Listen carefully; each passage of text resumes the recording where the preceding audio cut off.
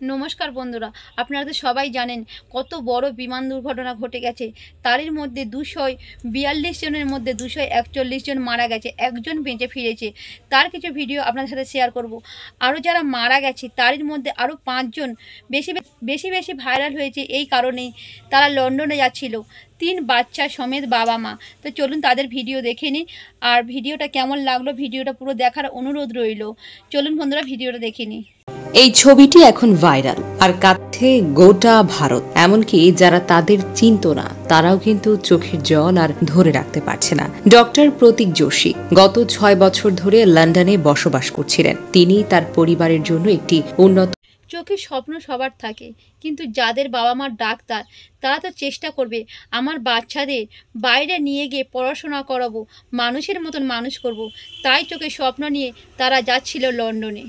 ভবিষ্যৎ গড়ে তোলার স্বপ্ন দেখতেন। তার স্ত্রী ডক্টর কোমি ভ্যাস একজন দক্ষ প্যাথোলজিস্ট, রাজস্থানের উদয়পুরে কর্মরত ছিলেন। দুজনেই তাদের পেশায় বেশ সফল, কিন্তু তাদের হৃদয়ে ছিল একটাই আকাঙ্ক্ষা, তাদের 3 সন্তান, 9 বছরের মেয়ে, 4 বছরের যমজ 2 ছেলের জন্য একটি সুন্দর নিরাপদ ভবিষ্যৎ। বছরের পর বছর ধরে পরিকল্পনা, কাগজপত্র। ওই যে বলে না, ভগবান কার স্বপ্ন কোথা থেকে শুরু করে দেয় আর কার স্বপ্ন কিভাবে কেড়ে নেয়, সেটাই হয়ে গেল ওনাদের সাথে। স্বপ্নটা শুরু করার আগেই সব শেষ হয়ে গেল। ধক্কি, অপেক্ষা এবং ধৈর্যের পর অবশেষে সেই স্বপ্ন বাস্তবায়িত হতে চলেছিল। মাত্র 2 দিন আগে তার স্ত্রী ডক্টর কোমি ভ্যাস, যিনি একজন চিকিৎসক, ভারতে নিজের চাকরি থেকে পদত্যাগ করেন। বাড়ির জিনিসপত্র গোছানো হয়েছিল, সন্তানদের স্কুলে বদলির শংসাপত্র জোগাড় করা হয়েছিল, এমনকি নতুন জীবনের জন্য স্কুল ব্যাগটাও কেনা হয়েছিল। সবকিছুই ছিল প্রস্তুত একটি নতুন শুরুর জন্য, লন্ডনে একসঙ্গে থাকার জন্য। সকালে 5 জনের এই পরিবারটি এয়ার ইন্ডিয়া ফ্লাইট 171-এ উঠেছিলেন লন্ডনের উদ্দেশ্যে। বিমানে ওঠার আগে তারা একটি সেলফি তুলেছিলেন। প্রতীক, কোমি, তাদের 9 বছরের মেয়ে এবং হয় আর কি, কোথাও ঘুরতে যাওয়াটা, কোথাও গিয়ে ভিডিও শেয়ার করা, ফটো শেয়ার করা, সেলফি তোলা, যেটা হয় সেটা ওনারাও করেছিলেন। আর সেই সেলফি তোলাটা হচ্ছে ওনাদের জীবনের শেষ সেলফি তোলা। 4 বছরের যমজ ছেলেরা। সেই ছবিতে তাদের মুখে ছিল উচ্ছ্বাস, আনন্দ আর নতুন জীবনের প্রত্যাশা। ছবিটি আত্মীয়দের কাছে পাঠানো হয়েছিল যেন সবাই জানতে পারে তাদের নতুন যাত্রার কথা। কিন্তু শুধু সবাই নয়, সারা দেশ, সারা বিশ্ব এটা ইতিহাস রয়ে গেল এদের এই সেলফি তোলা।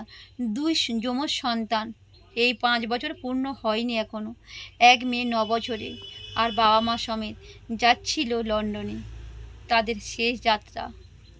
তারা চলে গেল না ফেরার দেশে। কে জানতো এই সেলফিটি হবে তাদের শেষ স্মৃতি। বিমানটি বিধ্বস্ত হয় আহমেদাবাদের কাছে। এই মর্মান্তিক দুর্ঘটনায় 241 জন যাত্রীর কেউ আর বেঁচে নেই। প্রতীক, কোমি, তাদের মেয়ে, যমজ ছেলেরা সবাই চলে গেলেন। তাদের স্বপ্ন, তাদের পরিকল্পনা, তাদের হাসি, সবকিছুই যেন এক মুহূর্তে ছাই হয়ে গেল। প্রতীকের বাবা জেপি যোশী, উনি এই মৃত্যুটাকে মেনে নিতে পারছে না। উনি কি বলছেন? প্রতীকের বাবা জেপি যোশী এখনো এই ক্ষতি মেনে নিতে পারছেন না। তিনি বলেন, সারা রাত আমার নাতি নাতনিরা আমার সঙ্গে শুয়েছিল। আমরা তাদের জন্য নতুন স্কুল ব্যাগ কিনে দিয়েছিলাম আর তারা সেই ব্যাগ নিয়ে হাতে নিয়ে ঘুমিয়ে পড়েছিল। বলেছিল এবার আমরা লন্ডনে পড়াশোনা করব। তার গলাটা কেঁপে ওঠে, চোখের জল আর ধরে রাখতে পারছে না। তিনি বলেন, ছেলে বলেছিল, বাবা তুমিও কিন্তু আমাদের সঙ্গে লন্ডনে চলে এসো। আমি বলেছিলাম তোমরা আগে যাও, সেটেল হও, তারপর আমি আসবো আনি। কিন্তু এখন আর কিছুই তো বাকি রইল না। জেপি যোশী আরো বলেন, প্রতীক প্রায় ভারতে আসতো, সরাসরি ফ্লাইট নিত না, কারণ বাচ্চাদের সেটা কঠিন হতো। এবার সে সরাসরি ফ্লাইট নিয়েছে যাতে বাচ্চারা আরাম করে যেতে পারে। কবি সবকিছু গুছিয়ে ফেলেছে। বাচ্চাদের জন্য ফ্লাইট নিয়েছিল যাতে আরাম করে যেতে পারে। তারা সত্যি আরাম করে চলে গেল। শুধু বাচ্চা নয়, তাদের সঙ্গে আরও কত মানুষ চলে গেল। বাচ্চাদের স্কুলের শংসাপত্র, বাড়ির জিনিসপত্র, একেবারে সবকিছু। আমার যমজ নাতিরা আগামী 15ই আগস্ট 5 বছরে পা দিত। তারা স্বাধীনতা দিবসে জন্মেছিল আর এখন তারা চিরতরে মুক্ত হয়ে গেল। তিনি আরো বলেন, আমরা ওদের বিমানবন্দরে ছাড়তে গিয়েছিলাম। ছেলে বলেছিল তোমরাও আমাদের সঙ্গে লন্ডনে চলে যাওয়ার জন্য তৈরি হও। আমি ওকে বলেছিলাম আগে তোমরা সেটেল করো, তারপর আমি আসবো। আমিও ক্লিনিক বন্ধ করার কথা ভাবছিলাম, যাতে আমি ও আমার স্ত্রী লন্ডনের সন্তানদের কাছে গিয়ে থাকতে পারি। সোশ্যাল মিডিয়ায় যে ছবিটি ভাইরাল হয়েছে সেটা বিমানের ভেতর থেকে নেওয়া। লন্ডনে যাচ্ছিল বলে আমার নাতি নাতনিরা খুব খুশি ছিল। নাতিরা সারা রাত আমার সঙ্গে শুয়েছিল। যে নাতি নাতনিরা ঠাকমা দাদুর কাছে সারা রাত কাটিয়েছিল, সেই দাদু ঠাকমা কি হচ্ছে, সেই বাবা মার কি হচ্ছে বলুন তো বন্ধুরা। আমরা ওদের স্কুল ব্যাগ কিনে দিয়েছিলাম। সেই স্কুল ব্যাগ নিয়ে ওরা সারা রাত ঘুমিয়েছিল। বলছিল এবার ওরা লন্ডনে গিয়ে পড়াশোনা করবে। বিমানের ভেতর থেকে তোলা সেই সেলফিটি এখন সোশ্যাল মিডিয়ায় ভাইরাল। ছবিতে 5 জনের হাসিমুখ, তাদের উৎসাহ, তাদের স্বপ্ন সবই ধরা পড়েছে। কিন্তু এই ছবি এখন শুধু একটি স্মৃতি। এটা দেখে মানুষের চোখে জল আসছে, হৃদয়টা ভেঙে যাচ্ছে। এই ছবি শুধু একটি পরিবারের গল্প নয়, এটা আমাদের সকলকে মনে করিয়ে দিচ্ছে জীবন কতটা ক্ষণস্থায়ী। এই দুর্ঘটনা আমাদের সামনে একটি নির্মম সত্যকে তুলে ধরেছে। আমরা যা গড়ে তুলি, যা কিছু স্বপ্ন দেখি, যাদেরকে ভালোবাসি, সবকিছু একটি সূক্ষ্ম সুতায় ঝুলে থাকে। এক মুহূর্তে সবকিছু শেষ হয়ে যেতে পারে। তাই এই ঘটনা আমাদের শেখায়, যতক্ষণ সময় আছে ততক্ষণ ভালোবাসুন, হাসুন আর সুখের জন্য আগামীকালের অপেক্ষা করবেন না।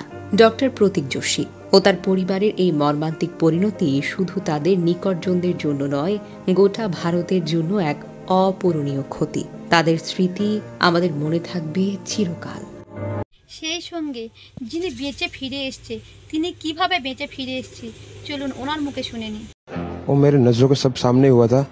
मेरे खुद को भी बिलीव नहीं होता कि मैं कैसे उसमें से जिंदा बाहर निकला। উনি তো হিন্দিতে বলছে, তাই যারা না বুঝতে পারবে সেখানে বাংলা অনুবাদ করে দেওয়া হয়েছে।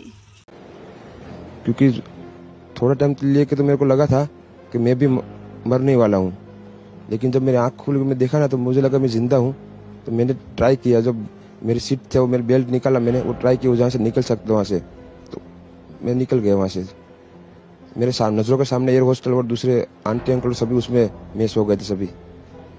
अच्छा, थोड़ा सा बता पाए, जब जैसे ही टेक ऑफ हुई फ्लाइट, क्या हुआ था और अचानक से ये कैसे हादसा हुआ? टेक ऑफ के बाद 1 मिनट के अंदर ही जब टेक ऑफ हुआ ना, तो सडनली 5-10 सेकंड कैसे लगा जैसे स्ट्रक हो गया वो। बाद में से मेरे को लगा कि कुछ हुआ। बाद में प्लेन में लाइट ऑन हो गई, ग्रीन और व्हाइट। बाद में वो पता नहीं वो प्लेन टेक ऑफ ज्यादा करने के लिए वो रेस जो बोलते हैं क्या, रेस दिया होगा ऐसा कुछ, और सीधा स्पीड में ही घुस गया जहाँ वो क्या था वो हॉस्टल था, एक हॉस्पिटल का। हाँ, हॉस्टल में। और सब सामने सब हुआ। ये जब फ्लाइट जब क्रैश हुई, उस समय हॉस्टल पे लैंड की थी, उसी समय आप बाहर निकले थे? नहीं, क्योंकि आई थिंक मेरे को जब मैं जो साइड पे था ना, वो साइड हॉस्टल पे नहीं लैंड हुई थी। हॉस्टल के जो ग्राउंड फ्लोर है ना, जैसे नीचे, वहाँ लैंड हुई थी। तो मुझे दूसरे के बारे में मेरे को पता नहीं, लेकिन मैं जहाँ लैंड हुआ था ना, वो नीचे की साइड थी।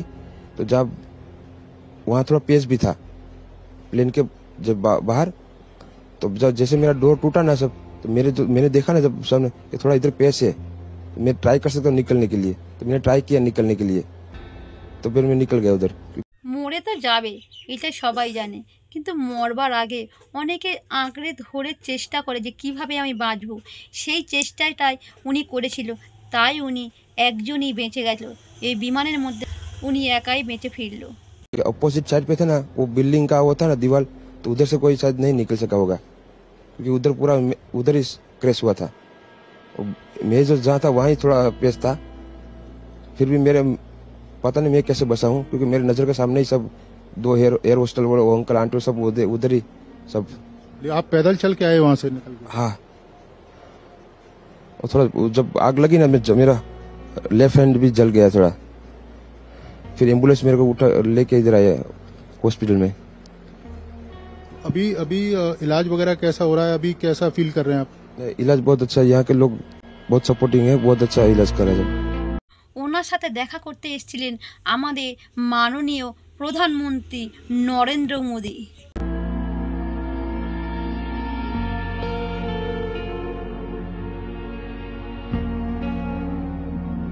তো বন্ধুরা, ভিডিওটা কেমন লাগলো? যারা মারা গেছে তাদের কথা শেয়ার করলাম, যিনি বেঁচে ফিরেছে তাকেও দেখালাম। যদি ভিডিওটা ভালো লাগে তাহলে কমেন্ট করবেন।